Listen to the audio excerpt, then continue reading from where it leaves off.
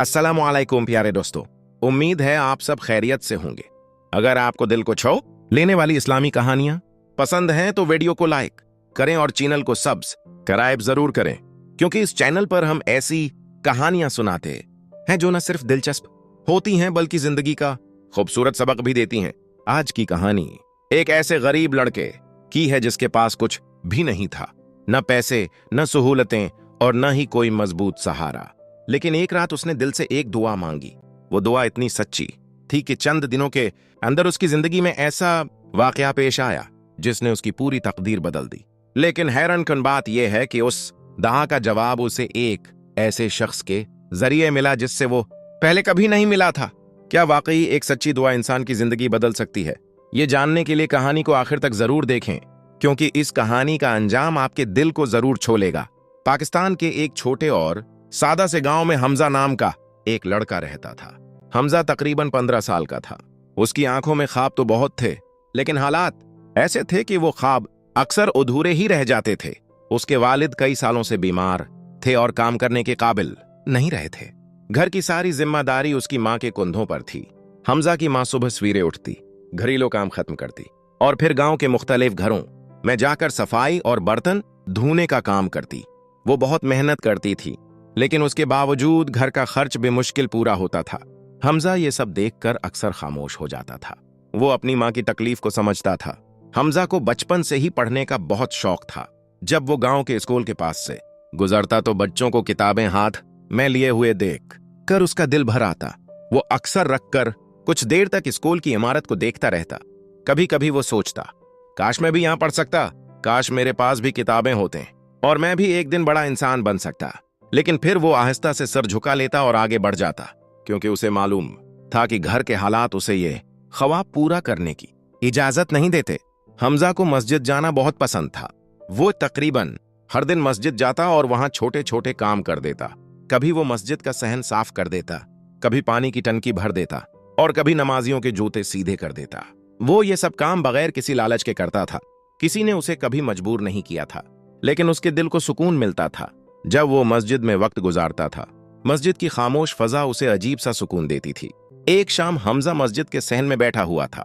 सूरज ग्रूब होने वाला था और आसमान पर हल्की सरखी फैल रही थी। हमजा काफी देर तक खामोश बैठा रहा। उसके जहन में बहुत से ख्यालात चल रहे थे। वो अपने मुस्तकबल के बारे में सोच रहा था।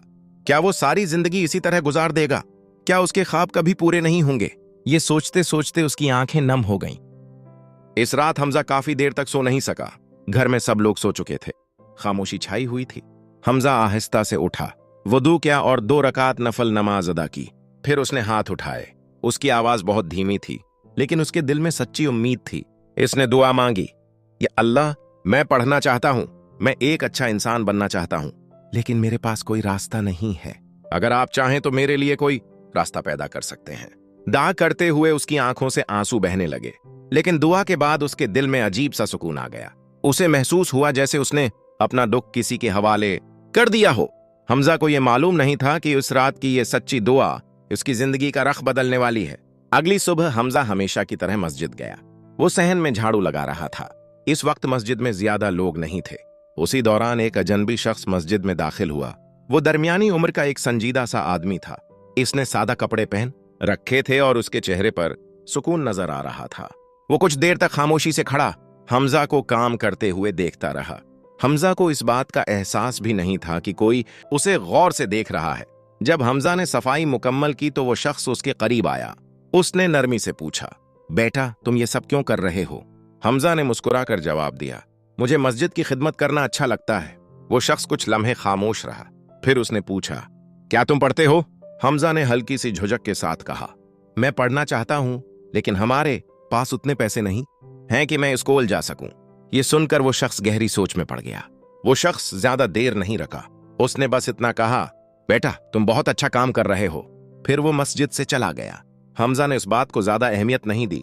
उसने सोचा कि शायद वो कोई आम सा मुसाफिर था, लेकिन हकीकत ये थी कि वो शख्स हमजा के बारे में मजीद जानना चाहता था।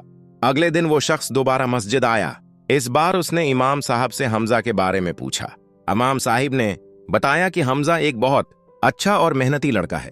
वो अक्सर मस्जिद में आकर खिदमत करता है और कभी किसी से शिकायत नहीं करता, वो अपनी माँ की भी बहुत इज्जत करता है। ये सब बातें सुनकर वो शख्स काफी मुतासिर हुआ। उसने फैसला किया कि वो हमजा की मदद करेगा।